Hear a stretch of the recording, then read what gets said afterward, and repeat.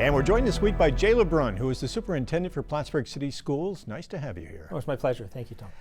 Senator Jill Lebrun is looking to provide more meals for students while in school and also to send home with them. The Universal School Meals Program Act would serve free breakfast, lunch, and dinner daily and would be available to every student regardless of the family's income. Technically, actually, we're talking breakfast, lunch, dinner, and snack for all students nationwide under what Senator Jill Lebrun is proposing, and it's a noble initiative. I will say that in our district, Plattsburgh City Schools, we're well underway with a universal school meals, not quite as robust as that which the Senator is proposing. It's a program known as the Community Eligibility Provision, or CEP. So about 6 years ago, we and a handful of other districts in the North Country, now many more have joined, rolled out this CEP. So our students already receive universally, regardless of income, free breakfast and lunch every day. And that's been a rousing success, tremendous success. So any expansion upon that, including that which Senator Jill Lebrun is proposing, I think is a tremendous, tremendous plan. And adding dinner, would it be dinner that would be sent home with the students? I presume that's what's envisioned. I mean, there is tremendous and readily available school infrastructure for serving meals, less so in the evenings. So I believe that that would take the form of something which was tried with some success around the state during COVID, of bagged meals being sent home. There's breakfast now? Hot breakfast, lunches. Our participation in the school meal program has soared. Now, I will say that shortly after the introduction of the CEP, or this universal breakfast and lunch program, we also undertook a pretty ambitious redesign of our meal program where we shifted more towards scratch cooking, in-house baking. So I do acknowledge that the quality of school meals, I think, improved around the same time. Nonetheless, we saw student participation soar. Students no longer lack the nourishment to focus in the school setting. We heard multiple times from teachers that they noted immediately an improvement in students' attentiveness, their ability to focus. So the advantages for the student are significant. While our school district is already participating in the CEP, Community Eligibility Program, which is free meals, breakfast and lunch for students, not every district statewide is. Now, I will say New York State has a very high success rate, a high qualification rate. The last figure I saw was that statewide 86% of students are eligible for this, but 86% is not 100%. So there are still vulnerable students in the state. Because of that, last year during the budget development process, as you may recall, there was a movement at the state level to increase funding to allow for universal school meal availability for students.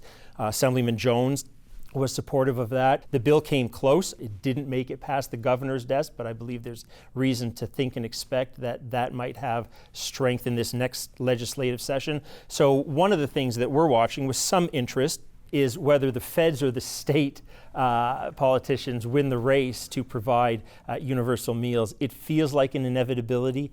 The response has been very, very positive. So it'll be interesting to see whether this happens state level or national. There is a new colorful mural downtown right outside Stafford Middle School offering an inspirational message of hope and support for suicide prevention.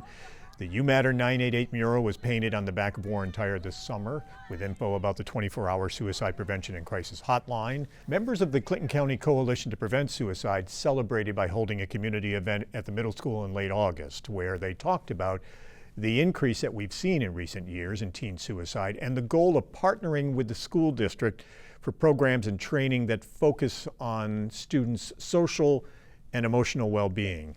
Will this project help do with that? It will. This project is one of the greater successes that I've been involved in. So you referenced the coalition that spearheaded it, and they deserve a great deal of credit. I believe one of their attractions to including the school district, other than geography, our location right next to the site of the mural, is that they're aware of some pretty significant efforts on our part to address this. So while we have had, I think, some impressive, albeit reactive to a degree, interventions in place, this fall we'll be administering to all students in our district a social emotional survey, if you will, a benchmarking. We're going to look to early identify students that may be showing some of the more distant symptomology of suicidal ideation. We will ask the teachers who best know each of these students to assess their behaviors for possible categorization for intervention. And then community wraparound services will be the solution for those most determined to be needy. And that's where that partnership really comes back around. We will avail ourselves of not only the resources available in the school setting, which are many, but all of the tremendous resources in the community, including now this 988 hotline. It really does just build upon the network of support opportunities that exist. Social media, of course, is a big part of the growing concern over teen mental health. It has become a real distraction in the classroom, so that schools across the state, in New York and across the nation, are implementing new rules that either ban or restrict cell phone use during school hours, including Plattsburgh City School District. Do you Very have much. New policies in place this fall? A fairly ambitious revised student code of conduct related to cell phone and social media use during the school day. So you're absolutely correct. This has been proven, I think, beyond any scientific question at this point, to undermine student academic performance. It also undermines student social and emotional well-being.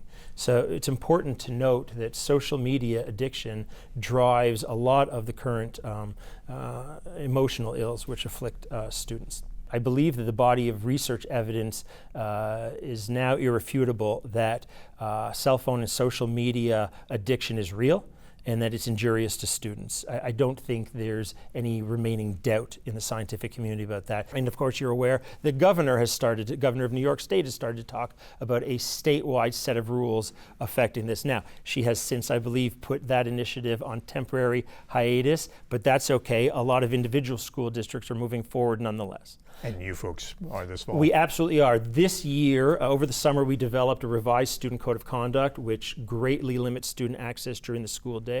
I have to admit, and I fancy myself as somewhat of a capable predictor of public sentiment, I had this one wrong, Tom. We have been delighted with the response.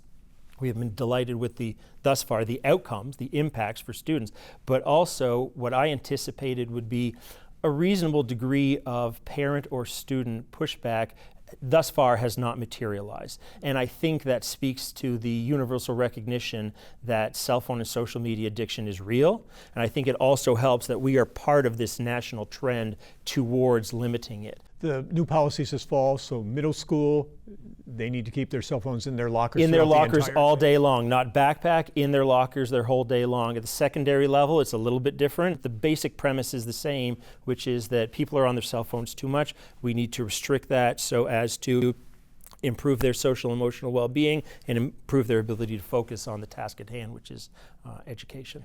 So in the high school, they need to keep them in their backpack. Correct. They Can't have them in the classroom or in the hallways between classes. They can use them during the lunch hour? They can use them during their downtime, so let's define that mostly as the lunch hour, yes. Elementary school, any policy So it's changes? very interesting. We've yet to expand the application of these student codes of conduct regarding cell phone to the elementary level, because thus far it hasn't been an issue we've had to deal with much. That said, I think we all recognize that things were trending in society that way. We do know that more and more of our elementary age students possess cell phones. I think at that age they may be not yet addicted to them or as addicted, or perhaps a little more willing to follow the school rules that are in place. Let's also face it, they're with a single teacher for most of the day at the elementary level. So we'll expand that at the elementary level if we need to. Thus far, it hasn't been a pressing issue. I would really say our middle school is where we saw student behavior go awry relative to cell phones and social media, and that's where most of the changes in the Code of Conduct were applied. Several school districts are collaborating to hold a screening of a documentary next week here in Plattsburgh at the Strand Theater. Screenagers growing up in the digital age will be shown at the Strand Center for the Arts Theater on Thursday, September 26th at 6 p.m. The documentary explores the dangers of kids becoming addicted to their cell phones for social media or playing video games. And this is a physician who was dealing with that with her own daughter and created this documentary. There will be a discussion after the screening with the chief of psychology at CVPH and also an FBI task force officer from Albany will be coming up. Both will speak and answer questions. How important is it for parents and students perhaps to come and see this documentary? In short, very. The topic of this Screenagers presentation, it ties in directly to two topics we've already discussed in this conversation. One is that the negative impact on students' social and emotional well-being through their addiction. The other is the role of social media in suicide and how it further can deteriorate a student's sense of self. So we're really tying everything together with a singular cause. I'm not suggesting that cell phones aren't here to stay, social media isn't here to stay, but reasonable limitations and parenting strategies for overcoming the challenges that these present are in great need. I think it'll be productive. I think it'll be healthy. Both the documentary and the discussion after. Surely, yes. All right, Jay Lebrun, thank you very much for taking the time to be with us. We appreciate it. Thank you, Tom.